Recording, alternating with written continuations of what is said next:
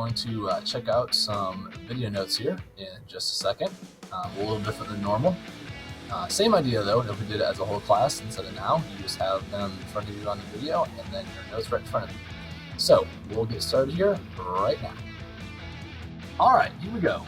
This is our colonial government section. Again, you can keep up and get notes as you go along and pause it when needed. So we're going to start with the Magna Carta. Magna Carta you guys talked about last year in 7th grade.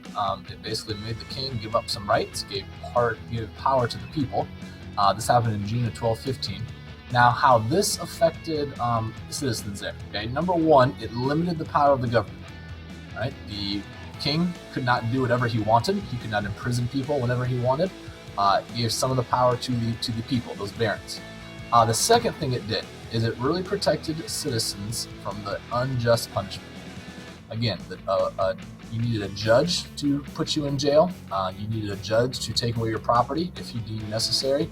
It couldn't be just the king because he was having a bad day or because he didn't like you. Next, we check out this idea of representative government. Again, this is in England. English had a parliament. Right? The parliament made the laws. The king would then have to approve those laws, but this did give significant power to the parliament. And this is something that we see what was called the House of Commons in England. This is where common people would be elected to make the laws. This is carried over in America, in Virginia, with the House of Burgesses. This is again almost exactly looking like the House of Commons that then Parliament in England, and to make their laws. Now, when we look at the English Bill of Rights, this was something that was passed in England in the late 1600s. Since it was passed in England, it did apply to the colonies since they were English citizens. One of the big things it included was a right to a trial by jury. This was a big deal for colonists and people living in England at the time. The other thing it did was protect people from cruel and unusual punishment. This was something that was a big deal to, especially historically, to people in England. And again, since it applied to England, it carried over to people in America. Now, as far as the cruel and unusual punishment, just to give you an example of, you're maybe thinking, what is cruel and what is unusual? Well, let's check out some fun things here. This would be an example of the stocks. This would be something that was basically outlawed in most of the colonies by the time. This was deemed as too cruel, although this would be a great tool for people who can behave at lunch. Next one, example of cruel and unusual punishment. This is the wheel. This was used primarily in Spain, but I think would be deemed as too cruel and unusual. You were basically tied up to a wheel, and down below here, if you can see my mouse, someone would light a fire and you would just be wheeled around by that hot fire and turn back away from it, maybe trying to get a confession out of you. But again, that was deemed to be too cruel and unusual. And then the last one I have for you might be my favorite. This would be the rack. As you can see there at the bottom of the picture, the person was tied by his feet and his ankles. They cranked the wheel, and this is probably a way that you'd use to get a confession out of you. They would just slowly stretch you out, and it would be quite painful, I've got to imagine. Now we look at local government. How does this translate into the colonies? The colonies set up their own local government. One of the big things that they set up were town meetings. This would be for eligible voters. They would meet. They would hope to solve local issues, pass laws. And for the most part, these are seen in New England.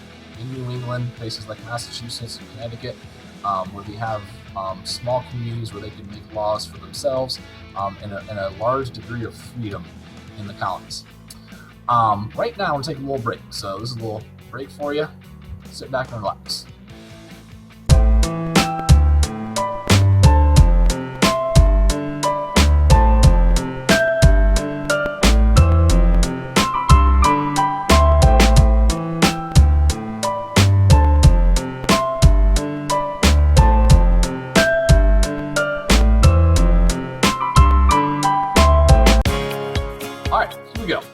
Moving on to the economic policies. A huge economic policy that factored into almost everything from the colony's start, how they ran, had to do with this idea of mercantilism. Mercantilism is this theory that said that a country gains wealth, so a country like England gains wealth by going out and finding as much gold, silver, and raw materials as possible. With England, they did not ever really find a lot of gold and silver. What they did find is a lot of raw materials in America, and that was something that was very beneficial to them. That is something that they were able to get a lot of in the Americas here. What a lot of this ties to are two things: exports and imports. Your goal, an export would be is what you sell. So what you sell. So if you're in England, a lot of times they sold those manufactured goods. Right? On the other end is the imports, and this is something that they would bring in or buy.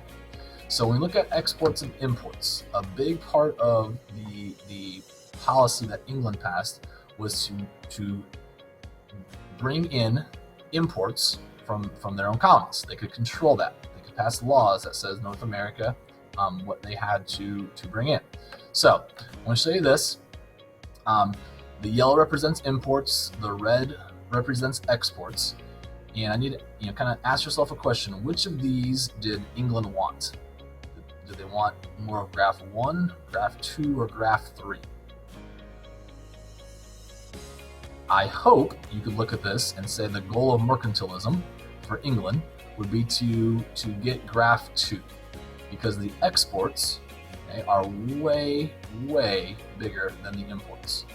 That was their goal. In graph 1 there, number 1, imports, that means they're buying more than they're selling, that means you're losing money.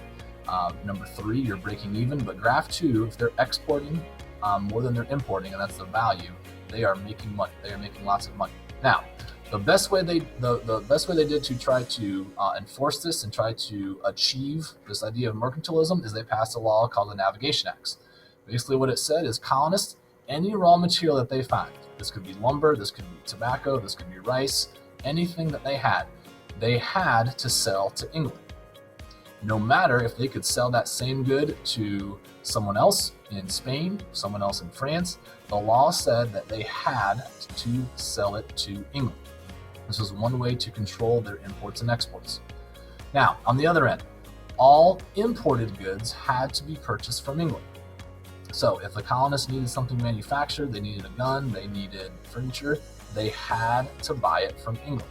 And this was a way to kind of control their imports and exports and the value of them. So, best example I can give you. You want to go to the movie theater. You want to buy Skittles. Well, if you went to Kroger and bought Skittles, you would pay $1, maybe a little more, somewhere around there. Now, if you went to the movie theater, let's say you went to Easton this weekend and watched the movie, and you wanted to buy Skittles, same exact Skittles, same size, you would pay probably nearly $4 or $5. Let's just say $4. Now, the reason is because Easton can control the price. When you go to the movie theater and you go in, you have no other choice. When you go to Kroger, you have other choices. You could go to Kroger, you could go to a gas station, you could go to another grocery store, because you have choices. When you have no choice, you have to buy that higher price good. Now, most of you are thinking, well, I'll just buy my Skittles from Kroger and bring them to the movie theater. If you did, you are a criminal. Congratulations. You did exactly what the colonists did. Okay, what they did and what you do when you go to the movie theater is you smuggle. So this is one way that you would oppose these laws. You would sneak in or sneak out, in this case of the colony, those goods. So that was one way they opposed these Navigation Acts. Another way was to make your own goods. One of the laws said that you were not supposed to make your own goods, but again, if they didn't see you making your own goods, whether it was a furniture or a gun, then they could not punish you. Later, the colonists would organize themselves and they would boycott. A boycott would mean they would refuse to buy those goods. And that was, again, the three main ways that they would oppose these Navigation Acts when they are kind of told what to do. All right, that's all you have to do for the notes. Again, you can rewind it, make sure you get all of them if you missed anything, and we're going to move on to the next part.